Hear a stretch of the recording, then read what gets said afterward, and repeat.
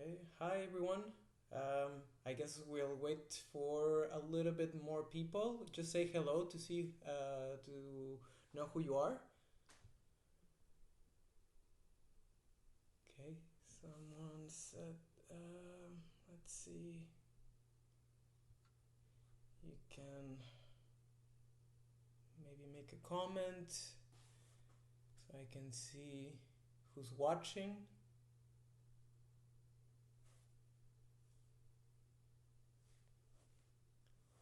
This is my first time doing a Facebook Live. Um, and I'm trying this new thing called Ecam Live, so be patient with me. Hopefully, everything will go all right and I can answer your questions.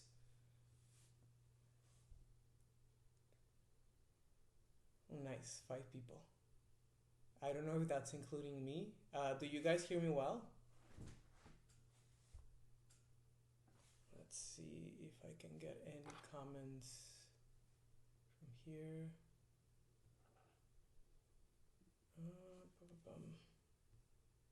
Okay. Oh, my pleasure, Alex. Um, Alex, would you have any questions so far? So maybe I can start talking about the things that interest you, and then as more people come in, I can talk about other things. Hi, Fernando. Thank you for tuning in. Um, how are you holding up? Are you? I guess you're working from home right now. Um, oh, hola Gaby, ¿qué tal? ¿Cómo estás?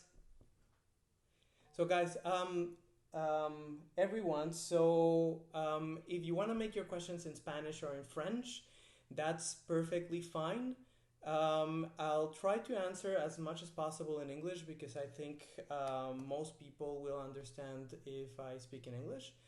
But feel free to do the questions in your own language as long as it's one of those three.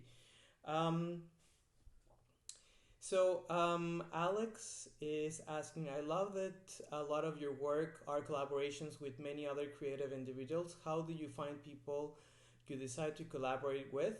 What would you recommend to photographers who have until now always worked alone and are looking to start expanding a team? Um, yes. First, I think I'll have to get close to the computer because, or if I speak a little bit louder, would that be a little bit better? If I speak a little bit louder, because the microphone is in the computer, so it might be a little bit difficult. Let me see if I can increase the volume here. I'll just try to speak a little bit louder. To speak about Alex's question first. So, about collaborations. For me, it has happened more organically and with people that I've met in Facebook. And one of the things that I can do to pull examples is when I arrived to Canada, the only person that I knew was my husband. So my husband doesn't work at all in dance or in any of the creative fields. He was a social worker at the time. So he was not able to provide me with any networking opportunities at that time. And I started to do it by myself. So the first thing that I did is just to add people. Like if I went to a show, um, or yeah, a show, like a music show, a circus, or theater, I would keep the programs and then I would start to add people on Facebook. And then if I was interested in that specific person, I would send them a message and say, hey, I really like your work. Your performance was really amazing. Would you be interested in working together? I think one of the things for Alex specifically is the fact that you already have a great portfolio. You have beautiful images, you have beautiful portraits. So that is going to boost your opportunities for other people to want to work with you. I don't think you will have that many issues. There's something that you can put in practice, which is something that Pixar calls Q factor. So, one of the things that I've done through my career, especially here in Canada, now that I'm based in Montreal, is trying to use a similar team all the time. So there's a bunch of people that I work with that I feel very comfortable with. So depending on the result that I want, I call those people. So I know that certain people, certain artists are gonna give me specific things. Certain makeup artists are going to give me specific things as well. Musicians or whatever I wanna have as a result, I need to bring these people in for a specific project.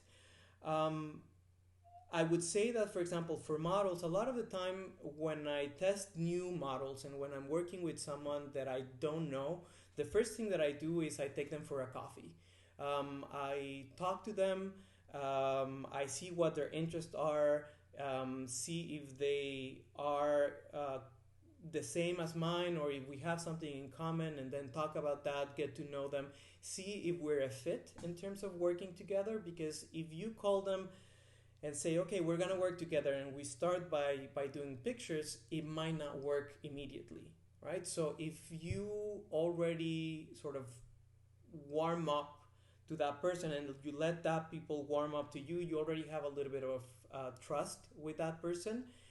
I would say that if it's a performer, I would look for videos and photos to see how that people looks like in pictures, and what kind of movement do they do. And then when we are working together, then we can practice for something that is going to matter afterwards. So I don't put that much expectations into our first shoot.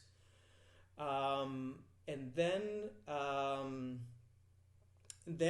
when I do want to have certain expectations, and when we do a project that has a little bit more meaning, then um, then I call someone that I really know. If it's this person that I just met, but I already worked once with this person, or um, let's say I have, one of my best friends is a model, and we've been working together for maybe 6 years.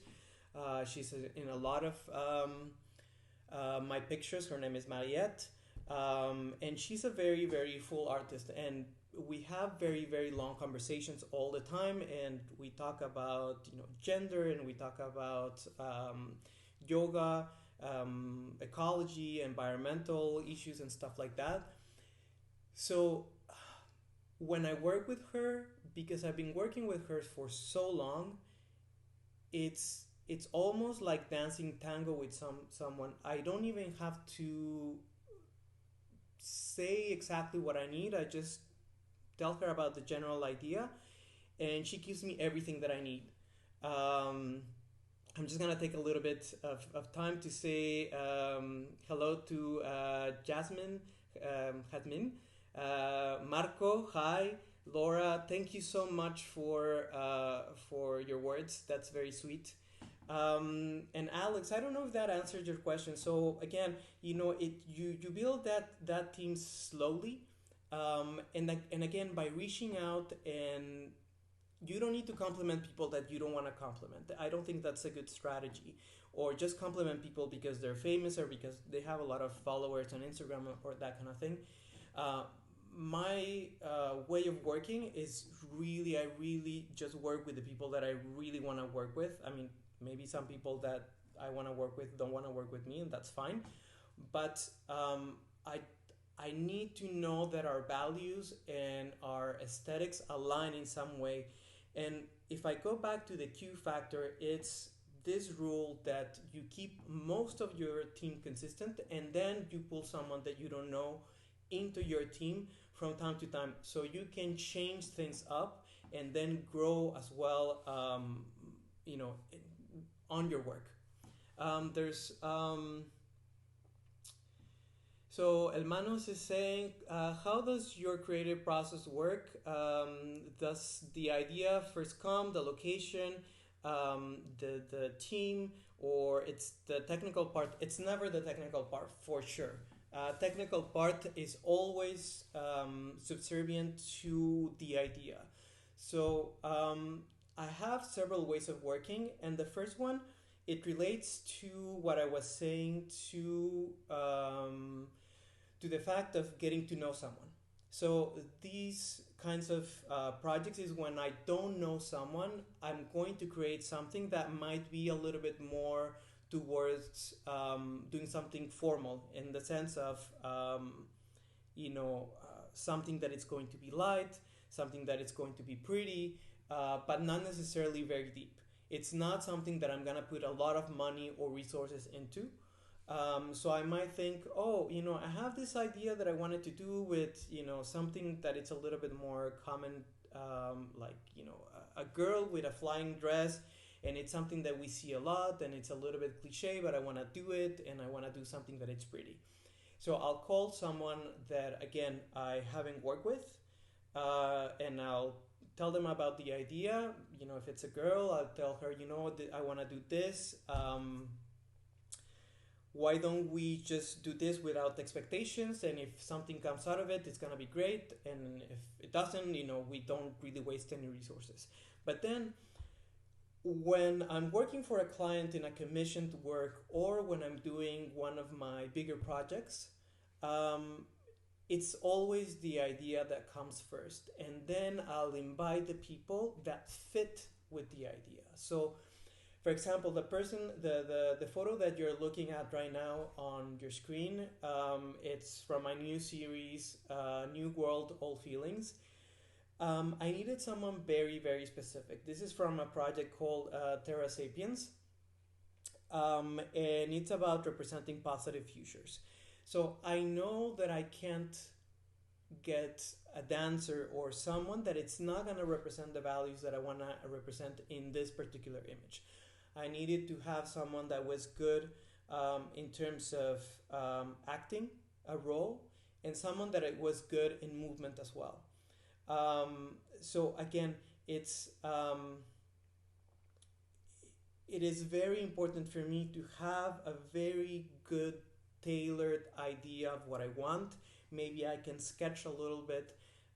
Sketching, it's very, very helpful in order to determine all the elements that are going to go into an image. And once you have those elements decided, then you can start to do the casting, the costume design, the makeup design, to find the location. But it's not until you have a very clear idea. Otherwise, especially for people like us, for creative people, there a lot of the time we're sort of trying to look for the right resources, and resources don't necessarily like flow freely. We don't necessarily have a grant at that point, or maybe it was a bad month. We can't really squander resources into something that we don't know that what we're doing. We need to know what we're doing in order to maximize the resources that we are going to use. And in this case, when you have something, a project that is going to be very big, that that you're going to dedicate maybe a year, 2 years for this project, then you need to make sure that you know where your resources are coming and where the resources are going. So again, for me, it was very, very important in this case to plan everything ahead, to plan for the costumes, for the right person to be the main actress, who's Claudia Chantac, who's like super talented and lovely. So I knew that if I had like 3 hours to do the whole shooting, because it's with natural light, she was going to deliver. So again, first idea, then I sketch, then I make a list of the things that I need, and the people that I need, and then I go into the production. And when I'm doing the images, when I'm doing the sketching, I also do the technical resolution of the image. So I know, okay, I'm gonna need like 2 different flashes. I'm gonna have to spend maybe 5 hours in post production. All of those things are decided before before I take the picture. Um, Hermanos, if you have any other questions from what I said, please ask again. I hope this sort of resolves your question. We have another question from Dora.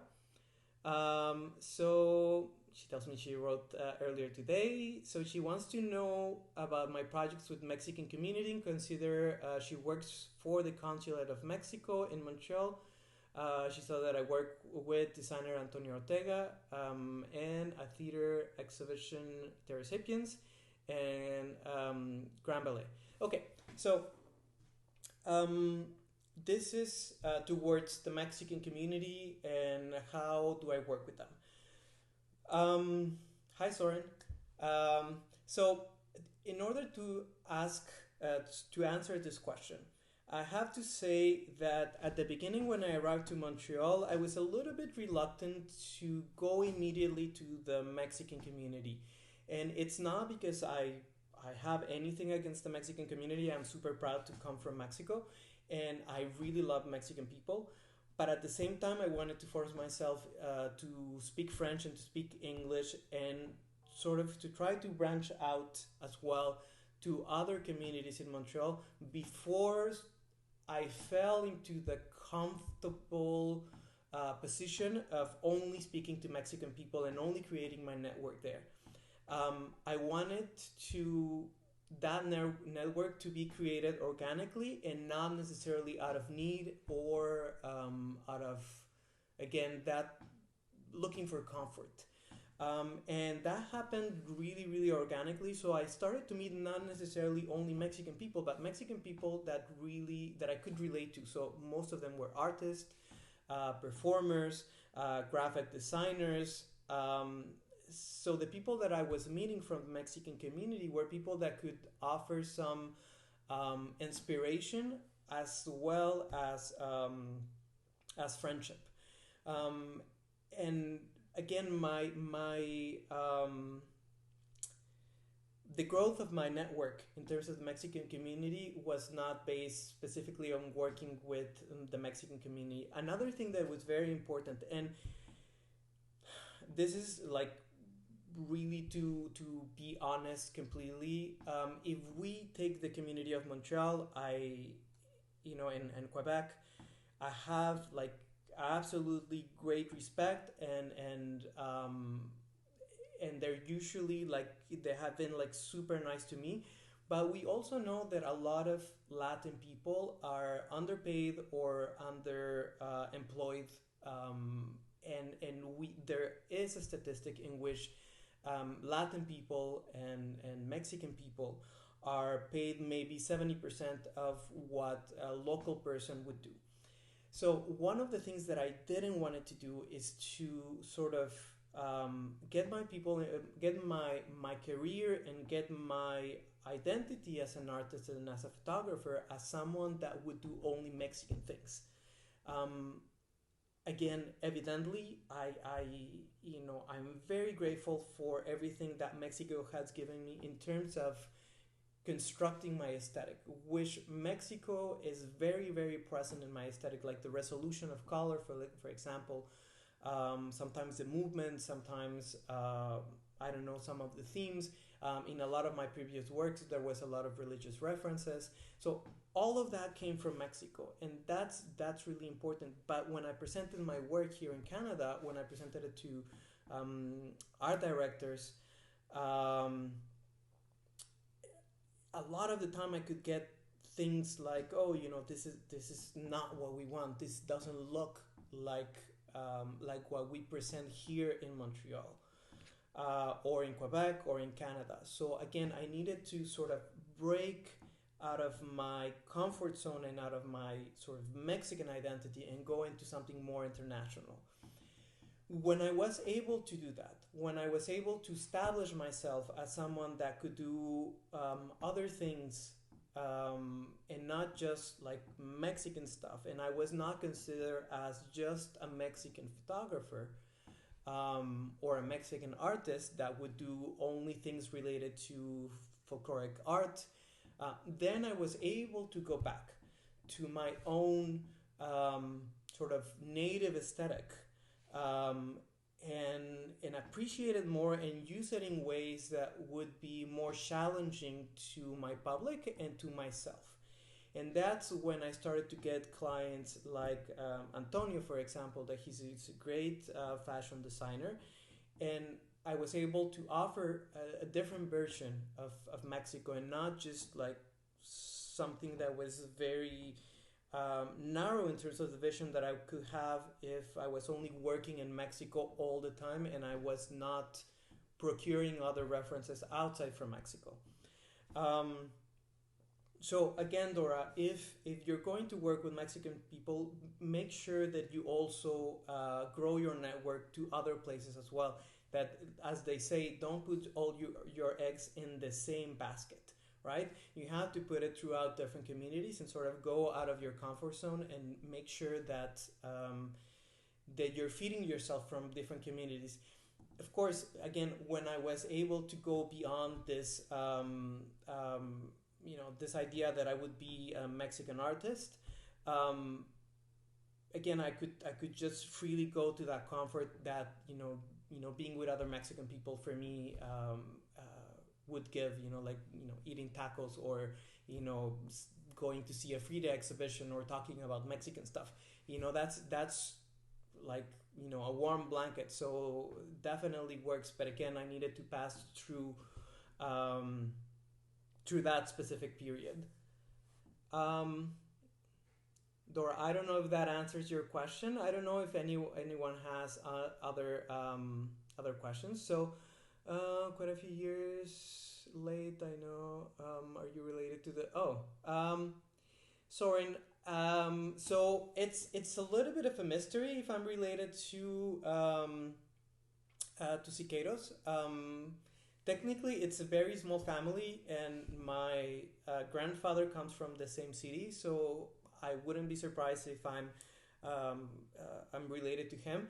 It's always been sort of shrouded in mystery in my house, so I've never been able to answer like a complete yes. But again, it's a very small family, so I would say like 70% yes. Um, Alex, no, I welcome your questions. Like, please, because it's better to have more questions and try to answer them all. So please feel free to ask your questions. You seem to draw your inspiration from art history, poetry, dance, music. Do you store those sources of inspiration somewhere other than in your head? What works for you? For example, do you keep a visual journal, Pinterest boards? So yes, indeed, Alex. I'm a big art history nerd. Um, I probably know more artists before 1950 than from 1950 to now. Art history has always been very, very important to me, not only in terms of the visuals, but also in terms of the discourses and the language, the visual language that they have in order to express certain things. So for me, it's very, very important that that when I see an image, I'm not only interested on how it's presented and the resolution of the image, which is very important, but also what it says, and the context in which it was created, because that resolution of the image gives us a perception of what was happening at the time. So, for example, take someone like Guéricault. Guéricault is French painter from Revolution. So the way that he paints, it's very chaotic. There's the painting, it's a little bit all over. It's still like very figurative and it's still very beautiful. But when you compare it to someone like Ingres or neoclassical painters, which where everything was in order and everything was right, it tells you about the moment in time in which those things were created. And that's important because now when I create my work, I'm able to direct not only the formal resolution of photography, but also that relationship between what it says and the resolution, right? So let's say that I want to talk about what was happening now or about climate change. I wouldn't necessarily use a resolution that is neoclassical, because that's going to be maybe too complacent and too comfortable for people. If I want to steer emotion in people, I know I need to use an aesthetic that belongs maybe to a revolutionary period, right? And this is the same for music. It's the same for any kind of art. So it's not only for the images, it's gonna be for everything, for literature. And you ask if I store if I store those references, and I do. Like, it's, for me, it's really really important that when I'm creating something, I know what my references are.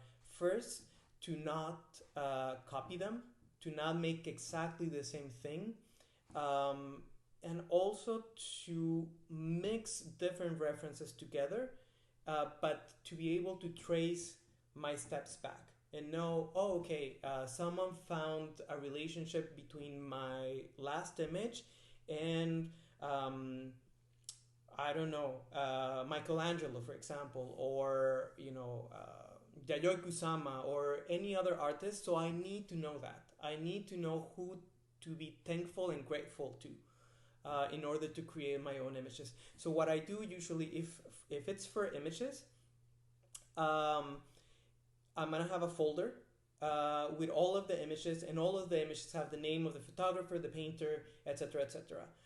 In terms of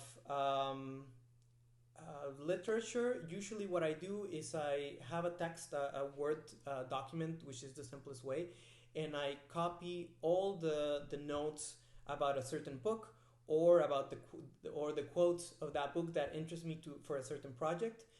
If it's music, for example, I have specific lists for specific moments or specific moods as well. And I can do that not only for just for an everyday sort of inspiration where I'm sort of like dry in terms of inspiration, but I can also do it for specific projects. So let's say that,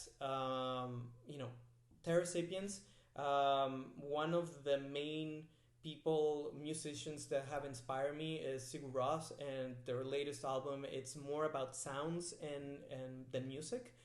And that has been a great soundtrack for my work when I'm producing that. So when I invite people to work, like dancers or actors for this project, I put that music on, because that's the representations of my feelings, and I want the dancers to be able to feel that as well. So it's a way of connecting in a sort of an invisible way with my dancers and with my performers. So I don't know if this answers your question more or less. Um, so I'll say hello to Rolando, to Patty, to Kevin. Oh, Kevin, I haven't seen you in a while. Thank you so much for being here. Um, Nadia, thank you so much for being here as well. Let's see if I can see all the comments. Let's see. It's not letting me see all the comments.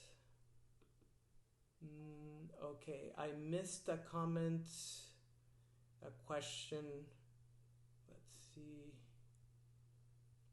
Okay, anyone else? Alex, if you have more questions, please let me know. For some reason, Facebook is not letting me see all the questions. Let's see. Oh, this is very weird. One would think. Okay, anyone else has any questions, just to make sure that I see them.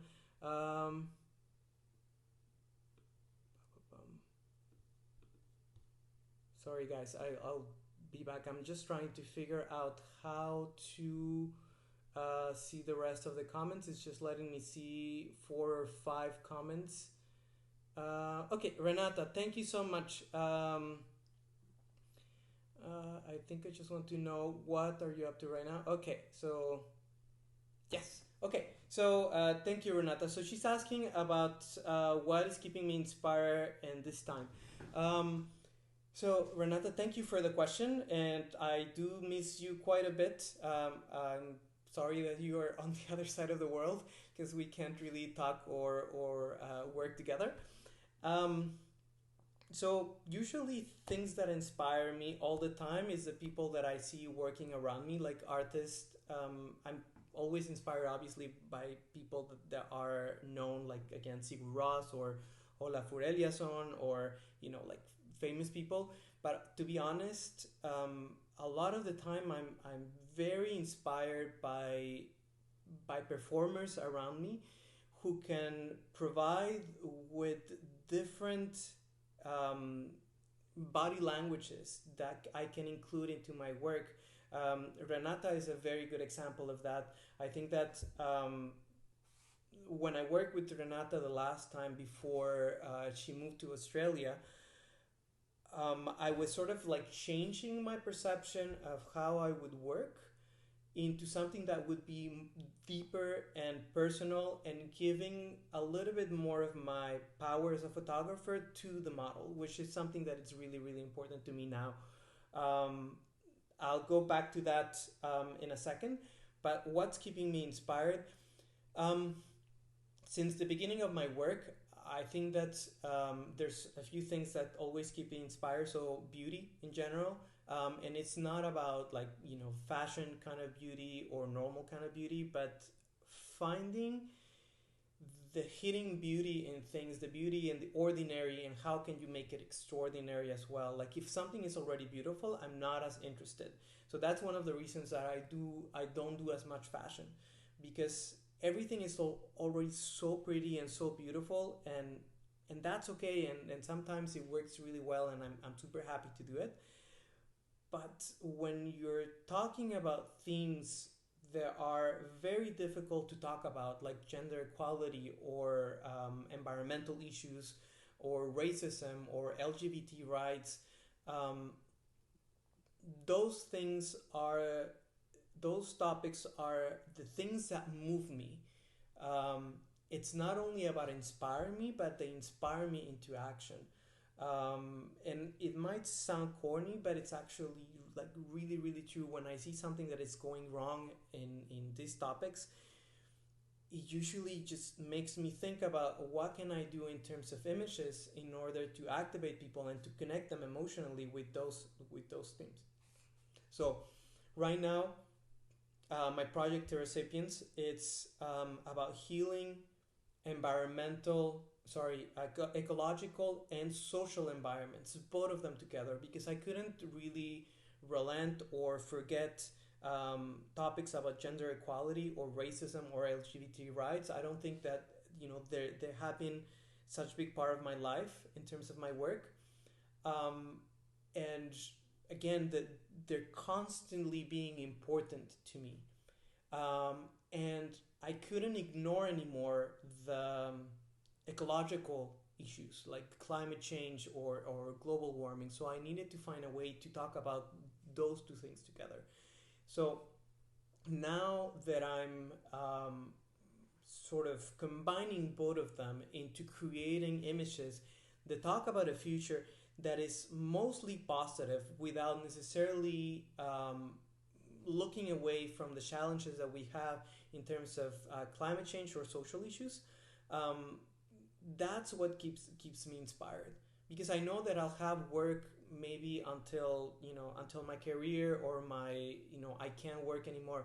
Those issues are not gonna be solved tomorrow, so I know that I need to find new ways in order to communicate with people, engage them, in order to activate them to act and to connect emotionally to these topics. Um, One of the things that I wanted to go back in terms of working with Renata, and then before that working in Korea with specific dancers or working with gender equality, is that gender equality has been like really, really big throughout my life. I think I started to work with gender equality about 15 years ago. I've been working in photography maybe for 19 years. Um, And I think that, at first it was very cerebral. It was very, very intellectual. And it's like, okay, I'm going to read Judith Butler and Simone de Beauvoir, and I'm going to read, Elizabeth Badinter or Foucault, or, like all of those people that are like super intellectual. And then I'm going to transform that into an image. Um, and to be honest, I mean, a lot of the time it created beautiful images, but sometimes it was hard to engage with them, because people don't necessarily engage with something that it's so cerebral unless they're really interested in that topic. Otherwise, people would sort of just stay at the margin and just look at the image and say, oh, this is pretty. But they wouldn't necessarily engage further. So one of the interesting things that happened to me about maybe 4 years ago, it was understanding this idea of privilege as well.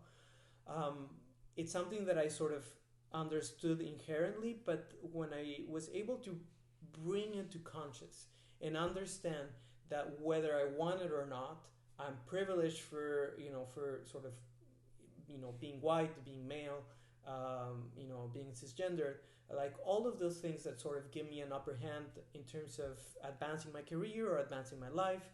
Um, I was able to make a very important jump in terms of my photography, which was listening more than just imposing my view on people. So again, I come from a very intellectual um, way of resolving things. I read certain philosophers, I create that into an image, but then the model doesn't have that much input, or the artist that I'm collaborating with, they don't have that as much input.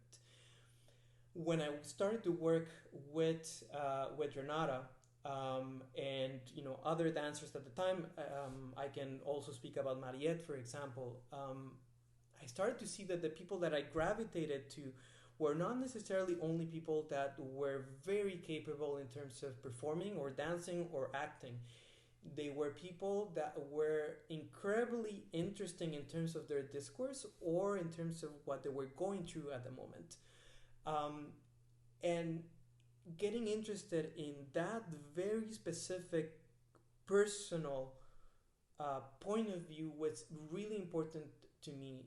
And at that point, I started to say, okay, what I need to do, instead of coming to my shooting with a very specific idea of what is going to happen, I need to let the person in front of me enter into the conversation and have a real conversation with that person. So, and it's not necessarily a verbal conversation or an oral conversation. It was a movement conversation. It was an energy conversation. What you feel at that point informs the end result of that image, and that's what made the images a lot more strong. At least to me, there was so much more emotion in the images. There was so much more depth because the person in front of the camera was feeling the same thing that I was feeling at that time.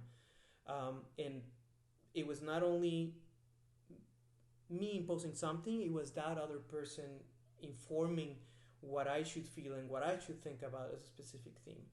So that changed my perception completely in terms of taking pictures. And if we go back to Alex's question from the beginning in terms of the team, that's why forming a very tight team that you can trust is so important. Because if you have someone that is in some ways a diva, or it's toxic, or doesn't have a good work ethic, or it's just not the person who is going to be really knowledgeable about what you're doing, then your goal in terms of saying something through your work, it's not gonna be fulfilled. You really, really, really need to make sure that you are a team. You might be the director, you might be the person guiding everyone else, but at the end, you are a team. And if it's not an horizontal structure of power in which everyone has a saying, then it doesn't work. Um, in terms of going back to the idea of privilege, I understood that if I wanted to talk about specific topics, I needed to invite someone that was leaving those topics. So if I wanted to talk about gender equality, it was evidently that I needed to speak to women that were going through something that related to that topic. If I wanted to talk about racism, then I needed to speak to someone that was going through that or was put in that position all of the time. It might be like Black, Asian, Latino people that could really tell me from first-hand experience what they were feeling. Now, when I'm talking about ecological issues, that's a little bit of a different story, because I think that we all relate to that topic in the sense that we all live in the same planet. But then, again, we relate from different perspectives. Like, again, if we have sort of like this interrelation between being, sort of in the margin because you belong to a queer community, for example, and at the same time you having issues with climate change, then it's going to be a different perspective, right? So every model is informing my work as well. Dora asks, can you tell us about a bad or tough experience during a photography session, and how did you deal with it? Oh, I can fill the rest of the hour with bad experiences, and I could fill it with good experiences as well. But I think I've been fortunate that it's been a really, really long time since I had like a diva or someone that is just not a good person in one of my shoots. I think like common things, or well, not common, but things that are just like not good, models not arriving, or that kind of thing. It's obviously a bad thing that it's a little bit hard to solve. I think that the most productive answer would be to talk about the idea of getting frustrated while you're taking pictures. Sometimes when you're working with someone that you are paired up because you need to work for a client, and it's not someone that you show specifically, or maybe someone that you show specifically that it's not giving you what you want, that can be very frustrating, and it's not necessarily coming from the other person. It might be coming from you. Maybe you had a super bad day, or maybe it's the lighting that it's not working. I think that in that case, when you see that things are not working, you need to take a pause. You need to say, hey, I need to recalibrate and see things differently. So one of the things that you can do is just, you can ask your model just to take, maybe 5 minutes or 10 minutes, and, look at your images, see what it's not working, breathe, which is very, very important, and take your time in order to make things work. It's not a good thing when you know that things are not working and you continue to shoot, because at the end you're gonna be super sad, super frustrated when you finish the shooting, and you're not gonna have good images, right? So it's better to stop and to fix things, even if at the end you have 5 minutes of something that is working, rather than having an extra hours of things that it's not working, right? So it's very good for me. I've been like really blessed that from the beginning, when I started to work in photography, I had no issues lighting. It was, I don't know, I think I was made for that. And even when I didn't know flashes or artificial lighting and that kind of thing, I was always able to put things together from the beginning. Like even the first time that I worked with flashes, it was very easy for me. I don't know why, but it was. So now when I try to light and for some reason it's not working, I can get like really, really worked up and frustrated. And maybe that's 20 minutes in. right? 20 minutes in from the moment that, we are preparing the lighting for that shoot. So for me, it's just like being mindful of my own inner state as well. A lot of people think that taking pictures, that being a photographer is something that you do with your eyes and maybe with your brain, um, but the rest of the body is not included. Your emotions are not included. Um, as photographers, it's rare that we are aware of our body posture, of our relationship to the person who's in front of the lens, about the emotions that are rising while we're taking pictures. Usually we acknowledge when we're really happy or when we're really frustrated, but nothing in the middle a lot of the time. So that's really, really important, that you acknowledge, that you're constantly acknowledging, what are you feeling and your posture during the shoot, um, in order to not feel frustrated. Again, when I know that I'm starting to get frustrated or sad because things are not working, then I just again stop, breathe, um, look at my picture, see what is not working, and then fix it. If if you look at your images and if you look at yourself, you're gonna know what is not working, and then you can fix it. It's not necessarily going to come by itself. Last thing on this specific question is the fact that when when you're working and when you're sort of like conscious about what you're doing, you don't need to think about it. You're just doing, and that's the way that you get into the zone when you are photographing.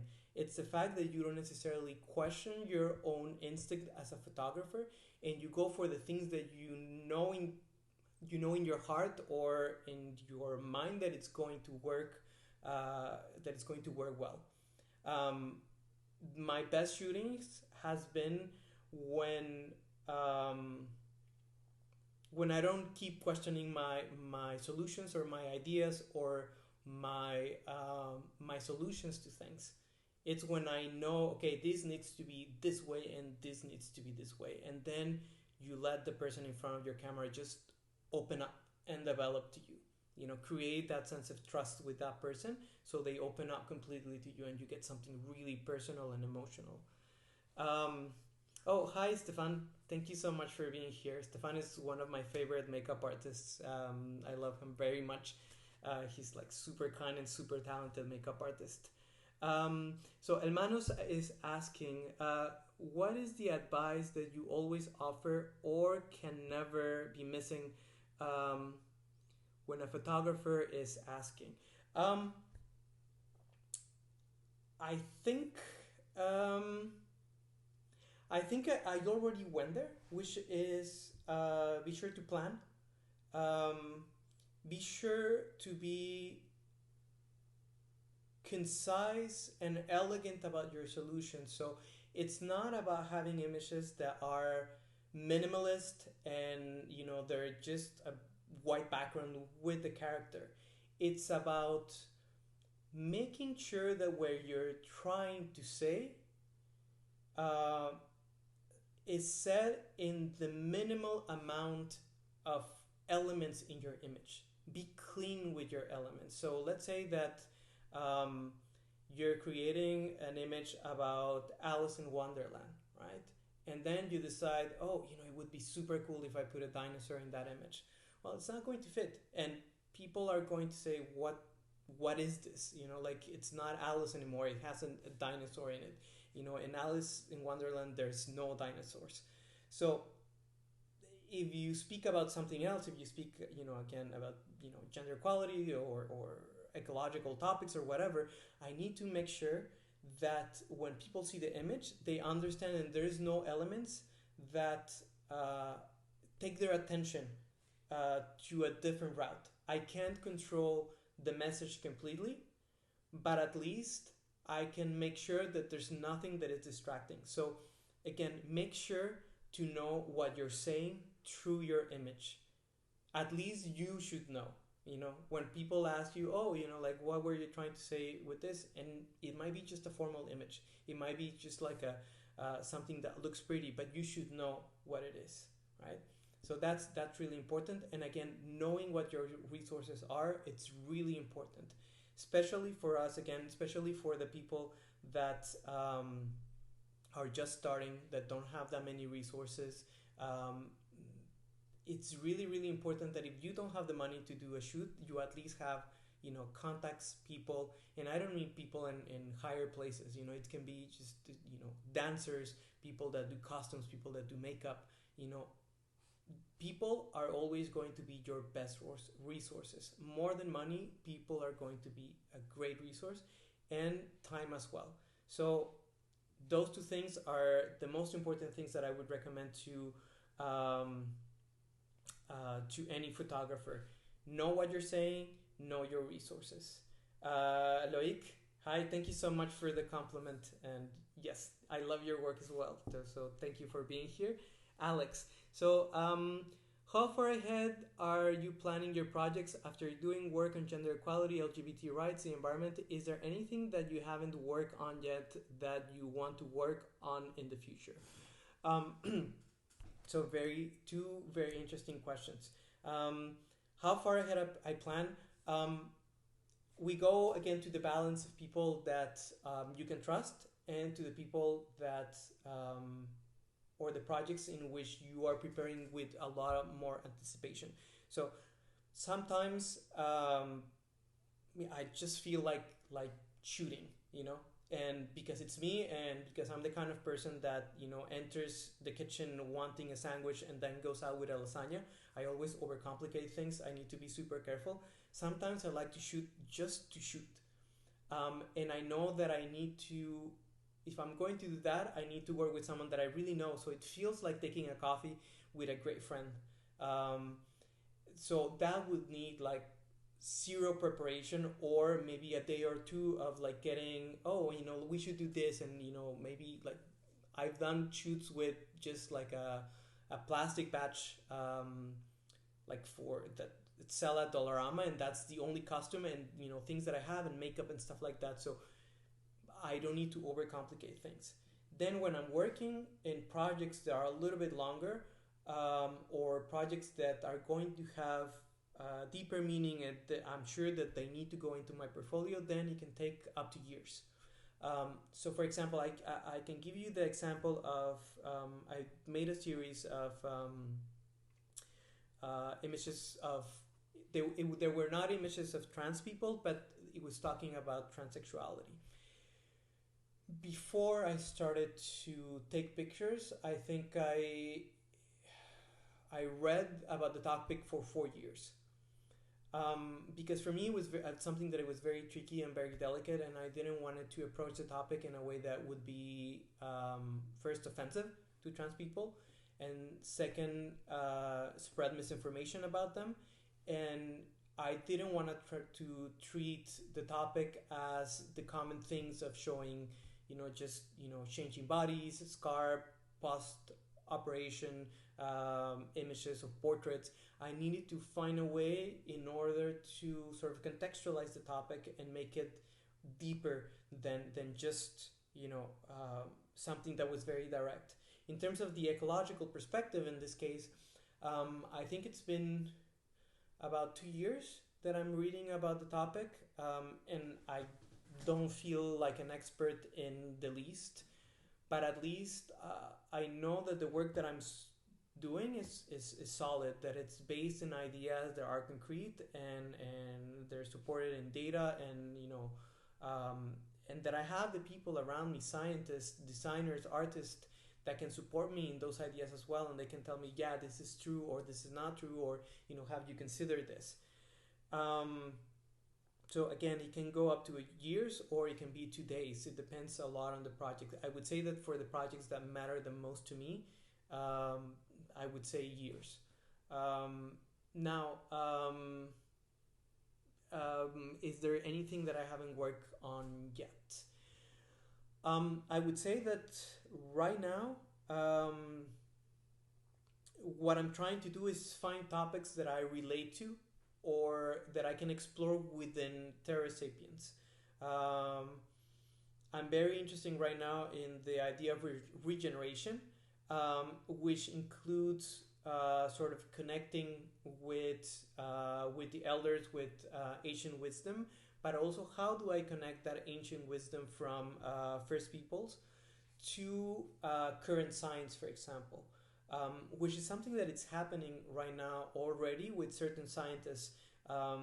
So, for example, when I was working before in this project for my last exhibition with in partnership with Lembes and Never Apart, I collaborated with a scientist who's super young and super lovely and super smart. Her name is Marianne Falauto, and her research was about connecting with Inuit people and going to places where the ice was just completely melting and it was changing their way of life. So they were proposing ideas on how to fix the issues and how to change their way of living. And she was sort of bringing the idea of contemporary science at the same time and putting it together. So I think that right now what I'm trying to explore is not necessarily a specific new topic, but ways of looking at things and solving the issues that we have at hand. Um, I think I can take one more question and I would close it here for the night. Um, you guys been like really great. I'm happy that someone connected. I was a little bit afraid that nobody was going to connect, so I'm really happy that you guys are here. Does anyone else have any questions, comments, anything that I can do to help you out, guys, especially the photographers that that are just starting? If not, one of the things that I can do, like everyone that is asking questions now and they have questions in the future or feel shy to ask right now, you can always um, write to me and ask me those questions or ask me for a coffee. For me, it's really important to keep mentorship all the time, being active in teaching other people and in sort of passing on the knowledge that I have. Because I you know when I was younger and when I was starting in photography, I didn't have that network because I was coming from fine arts. So most of the people that I was working with were not photographers, and I didn't have that network. So for me, it was just at that point I didn't have those resources. So for me, it's really important that people that I see starting now have those resources and have me as a resource. Sometimes I have time, sometimes I don't have time, but I always try to make the most time available for my students or for people that don't know and are just starting photography. Um, so okay, so perfect. Oh, nice. Ella, thank you for doing this. How do you approach grant writing? Oh, that's a good one. Do you look at which grants are available and then apply to those ones, or do you come up with projects first before looking for grants?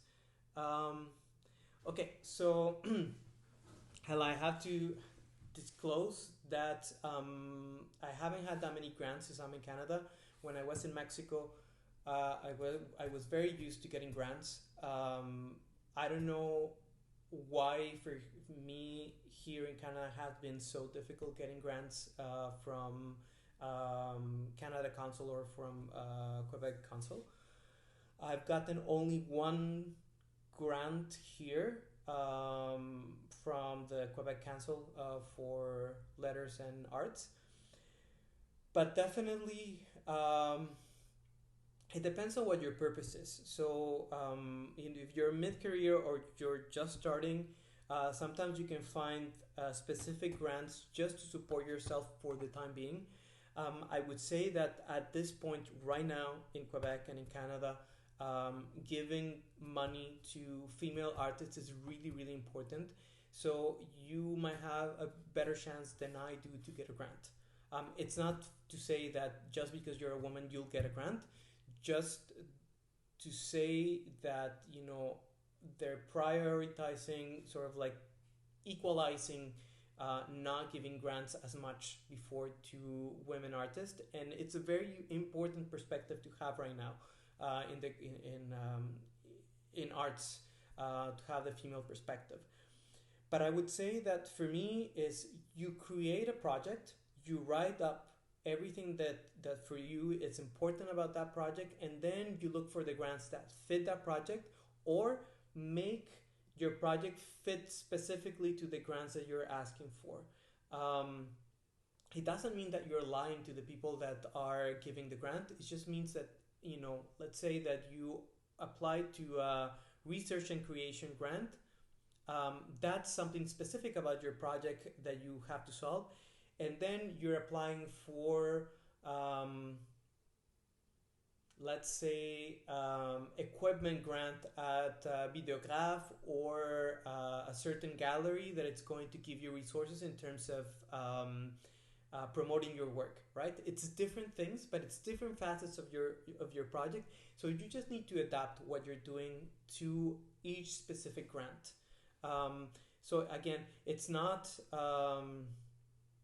um, it's not about lying to the people or adapting your project to a point that it's completely lost. It's just, again, finding things that are going to be suitable to you. Again, it's also very important that, for example, in my case, let's say that, you know, I'm not going to apply to a grant that is specific for women. That's obvious. But I see a lot of artists that don't go and look, that apply. They just apply to a contest, or they apply to a grant, and they don't look at what the people that have gotten that grant before or that prize before. And when you compare it to the people that are getting those prizes, you know, and your work doesn't fit, you're not gonna get that grant, and you're not gonna get that prize.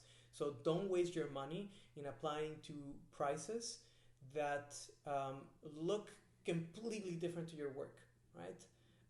Or don't apply to grants that have nothing to do with you, because then you're not gonna get them. It's just gonna be a waste of time. Grants take a long time to write.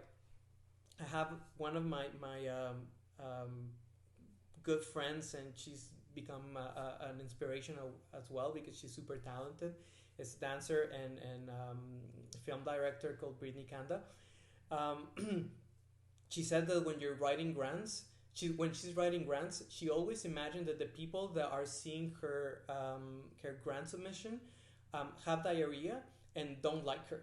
So I found it like really really funny, but it's true. Like, if you go into this rant in your grant about how, you know, Judith Butler or Simone de Beauvoir inspired you, and then you go sort of describing their theory, and then at the end you have two lines about what specifically your project is, they're going to just go away in the first 5 lines, and they're not gonna see your project, right? So you need to get to the point and be super clear in your projects. Ask exactly what you want, and explain as easiest as possible what you want.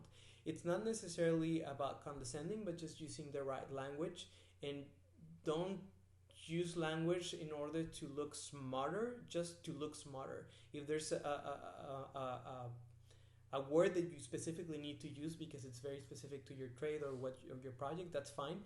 But, you know, don't use like, oh, the concupiscence of the ontological something something something, because then you're just, you know, shooting yourself on the foot. So Dora, I think I already answered the question about what projects do I have in 2020. Most of my projects in 2020 are staying inside, unfortunately. But the image that I have right now, it's from my new series, and you can expect most of the things that I'm going to post and produce right now. It has to do with environmental issues, then combined with social issues as well. But the main thing is environmental issues. And I'm getting nice invitations for coffee. So again, I'm always open to take a coffee with you guys if you need to ask questions. And right now, during the crisis, when you need to stay inside, you can request or ask me for a cyber coffee. I will be super glad to go out of my um, boring day, or well, it's not boring. I shouldn't say that because I'm with my family, but just to break the monotony of being on Netflix. That would be great. So feel free to ask questions and to request a cyber coffee or invite me for a cyber coffee. Guys, I'm gonna stop it here. If you have any questions, again, you can ask me. I think I might do one of these in 2 weeks as well. If you want, use the page of the event in order to ask me more questions so I can prepare for next time. So for the moment, I'm gonna say goodbye. Thank you so much for being with me at this point, and hope you're keeping safe and healthy. And again, I'm here if you need me. Have a great night and talk to you soon.